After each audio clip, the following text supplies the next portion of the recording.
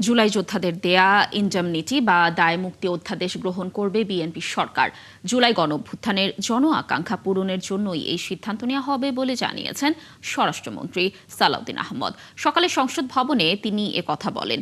বিশেষ এই কমিটির প্রথম বৈঠকে অন্তর্বর্তী সরকারের উত্থাপিত ১৩৩টি অধ্যাদেশ পর্যালোচনা করা হয়। পর্যালোচনা শেষে বিষয়গুলো নিয়ে কমিটিতে আলোচনা হবে এবং পরে চূড়ান্ত সিদ্ধান্ত নেওয়া হবে। সংসদের বিশেষ কমিটির প্রথম বৈঠকে সভাপতিত্ব করেন স্পিকার অবসরপ্রাপ্ত মেজর হাফিজউদ্দিন আহমদ। বৈঠক শেষে আইনমন্ত্রী জানান, এই বৈঠকের যে বিষয়গুলো সিদ্ধান্তে একমত হবে সেগুলো সংসদে সুপারিশ করা হবে। আগামী ২রা এপ্রিল এই প্রতিবেদন দেওয়া হবে বলেও জানান তিনি। আমরা জনপ্রত্যাশা, জুলাইয়ের গণ অভ্যুত্থানের ছাত্র গণ অভ্যুত্থানের আকাঙ্ক্ষা এগুলোকে ধারণ করব।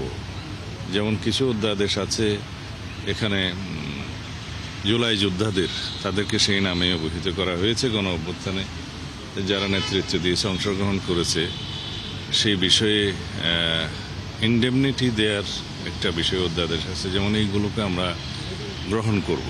এছাড়া বিভিন্ন বিষয়ে আছে যেগুলো বিগত ফেসিবাদী সরকারের সময়ে বিভিন্ন প্রতিষ্ঠানের নামকরণ করা হয়েছিল, তাদের নেতাদের নাম বিভিন্ন নামে, এগুলো বিলুপ্ত করা হয়েছে। এগুলো ইজিলি আমরা গ্রহণ করব। আমাদের যথাযথ রিপোর্টের সময় এটা পেয়ে যাবেন।